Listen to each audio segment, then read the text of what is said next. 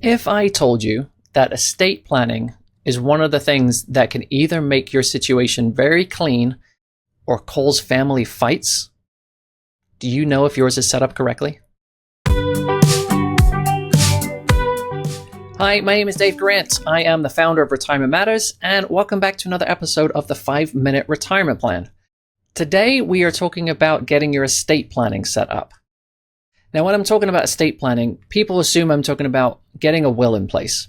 Well, that's one part of it, because estate planning documents can actually pertain to whether you have passed away or whether you're still alive, and there's wrinkles in between that are really important.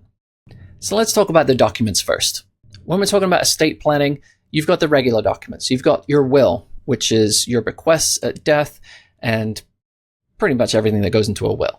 You've got a trust. For some people, this is appropriate. For some people, it's not. We're going to go into the details of a trust in another episode. Trust is typically used for keeping your estate private and making sure that it is clean and easy when you pass away. You've got powers of attorney. You've got both for healthcare and property. So if you're not able to speak for yourself, someone named as an agent in your power of attorney for healthcare can make decisions on your behalf. And if you can't speak for yourself, someone named in your power of attorney for property can make decisions on your assets on your behalf.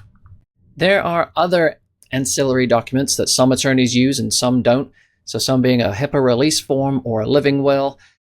We won't go into the details of those just because some are relevant in some estate plans and some are not. We've got more than enough details to go into in this episode. So when should you be getting your estate planning documents set up? In my opinion, yesterday. This can be for anyone.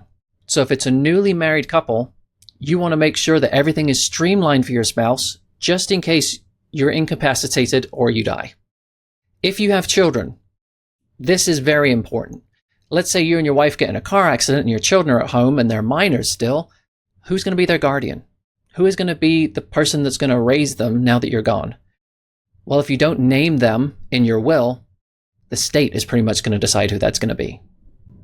If you're a business owner, this is really important too. You should be having documents laid out to say, if I become incapacitated or if I pass away, what happens to my business?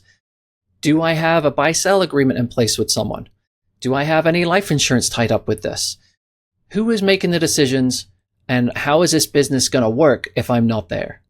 Now, for many people, once they've put their estate documents in place and they have made it executed and it's seemingly all good to go, they forget about some things.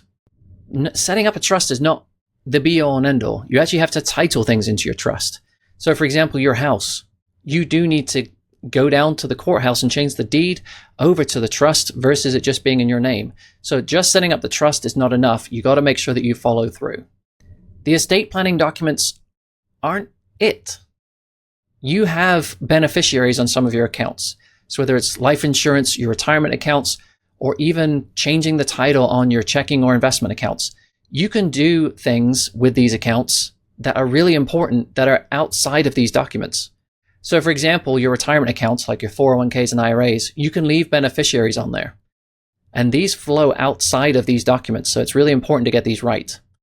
So if you are married, you might want to leave your spouse as the primary beneficiary and your kids as the contingent. But what if you get remarried? If you don't change those beneficiaries over to your new situation, it's not going to match.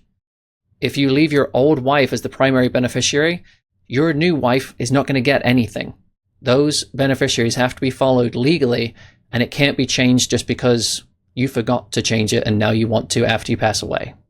Now, for some people, their situation is simple. They might not actually need all these documents laid out. What you can do is, let's say you've got a checking account, a savings account, and a regular investment account. And that's it. You can put a transfer on death or a payable on death designation into the title of those accounts, and it will immediately transfer over to that person or people when you pass away. So you don't need any documents. Those accounts don't have beneficiaries, but by changing and making that addition to the titling, you've actually set up your own estate plan and nothing needs to go through probate. So how does this fall into, 5-minute retirement plan? It's estate planning. It's very different. Situations change rapidly in retirement. So whether you are relocating whether you've got a second house which could require probate in 2 different states if it's not set up efficiently, or your health starts to decline quickly. If you don't have documents in place for all of those things, this could be a mess very quickly. So if you're going through that retirement transition or you're already in retirement, I would definitely suggest reviewing your situation with your documents, with your beneficiaries, with your titling, and making sure it reflects all of your wishes, just because they may have changed over that period of going into retirement and things just evolving. If you have any questions on the estate planning and how it plays into your retirement, my name is Dave Grant. This is the 5-Minute Retirement Plan. You can find me at retirementmatters.co. It's not com, it's co. And ask any questions you want to there, and we'll take a look at your situation. Till next time, take care. Dave Grant is the founder of Retirement Matters, a wealth management firm in Barrington, Illinois. Dave specializes in helping people transition into retirement, specifically executives at AbbVie and Illinois teachers in the TRS pension system. If you have concerns about your retirement transition and want help from a fee-only advisor with decades of experience helping people like you can learn more at www.retirementmatters.co.